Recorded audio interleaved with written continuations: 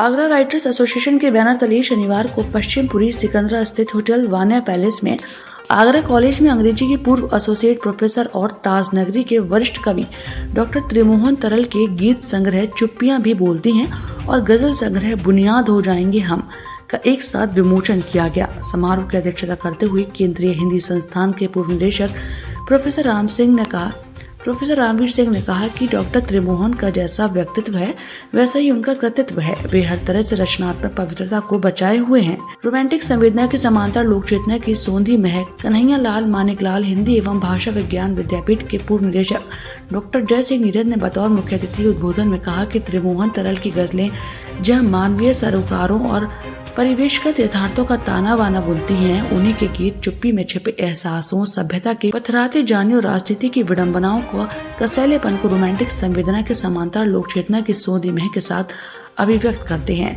समकालीन बोध का स्पर्श। वरिष्ठ अतिथि वरिष्ठ साहित्यकार गोपाल विनोद बरेली ने कहा कि गीत से गजल तक कवि की यात्रा समकालीन बोध का स्पर्श करती है।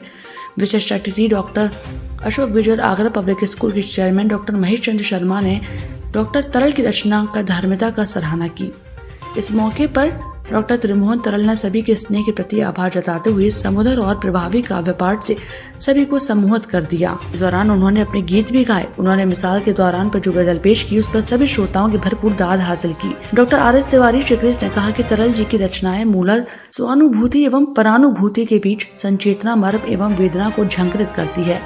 आयोजन समिति के अध्यक्ष विमला शाक्य, सचिव गरिमा शाक्य और शाश्वत मोहन ने अतिथियों का स्वागत किया। प्रियंका शाक्य ने स्वागत उद्बोधन दिया। तो वहीं समारोह में रमेश पंडित, राज बहादुर सिंह राज, शीलेंद्र वशिष्ठ, अमीर अहमद जाफरी, सुषमा सिंह, वंदना चौहान और शिवराज यादव सहित आगरा के प्रमुख कवि, साहित्यकार, शिक्षाविद, साहित्य रसिक एवं बुद्धिजीवी भारी संख्या में उपस्थित रहे।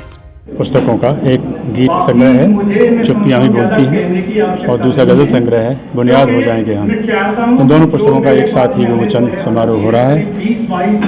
ये मेरी 40 वर्ष की शब्द साधना का परिणाम है।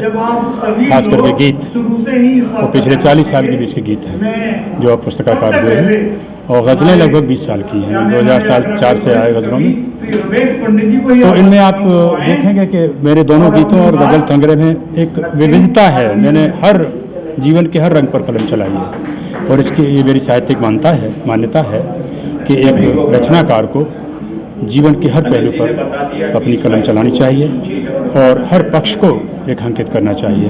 उसमें राजनीति है, उसमें व्यंग है, उसमें प्रेम है, मोहब्बत है, समाज है, परिवार है। ये सारी चीज़ें जो एक रचनाकार के इर्द गिर्द होती हैं वो सब में रहेंगी, दोनों में, गीत में भी और गज़ल में भी। आने वाली नई पीढ़ी आने वाली पीढ़ी के लिए मेरा संदेश यही है कि जल्दबाजी में न रहें। मैंने देखा है कि नए जो रचनाकार आ रहे हैं वो शॉर्टकट में ज़्यादा विश्वास करते हैं कि जल्दी किताब छप जाए मेरी, बहुत थोड़ी सी रचना लिखते हैं और किताब छाप देते हैं।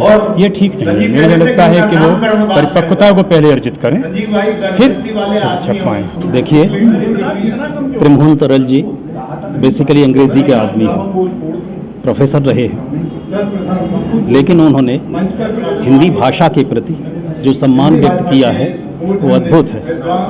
उनकी गज़ल हिंदुस्तानी भाषा में लिखी गई है जो हिंदी और उर्दू का मिला जुला रूप है और बड़ी ईमानदारी के साथ साहित्यिक सरोकारों को उन्होंने जिस तरह से संप्रेषित किया है वह कलाकार के माध्यम से एक अनूठी रचना है। गज़ल के अंदर गरीबी, पसीना, परिश्रम, बहन और बेटी की आबरू और माँ की इज्जत को जिस तरह से उन्होंने प्रस्तुत किया है वो अपने आप में बहुत बेजोड़ है। हम बात तो करते हैं बहुत सारी, लेकिन हम आदर्श और सिद्धांत में बहुत भारी अंतर करते हैं, व्यवहार में अंतर करते हैं। लेकिन भाई त्रिमोहन जी के अंदर सिद्धांत और व्यवहार में कोई अंतर नहीं है। उनकी रचनाएं चाहे वो गज़ल हो या गीत संग्रह हो बिल्कुल पारदर्शी हैं। जैसा कि वे स्वयं हैं, स्वयं जीवन जीते हैं, ठीक उसी तरह का उनकी रचनाओं के अंदर व्यवहार है, उसी तरह का संप्रेषण है। जहाँ वो बात करते हैं किसान की, ससुराल जाती बेटी की, पिता की चिंता, और जहाँ गरीबी में पसीना और टूटती हुई छत के ऊपर बरसता हुआ पानी, निश्चित रूप से यह सामान्य लेखन की बात नहीं होती, बल्कि रचनाएं तो काफ़ी हाउस में लिखी जाती हैं, एसी में बैठकर लिखी जाती हैं, लेकिन ज़मीन पर बैठकर तपती हुई धूप में खड़े होकर भरी हुई आंखों से देखकर रचनाएं बहुत कम लोग करते हैं। त्रिमोहन जी ने इस ओर बड़ा साहसिक कदम उठाया है और निश्चित रूप से हम पाठकों के लिए उनके दोनों संग्रह, ये गीत का संग्रह और गज़ल का संग्रह हमारे लिए अनुकरणीय है, आदर्श हैं, हमें सोचने के लिए विवश करते हैं।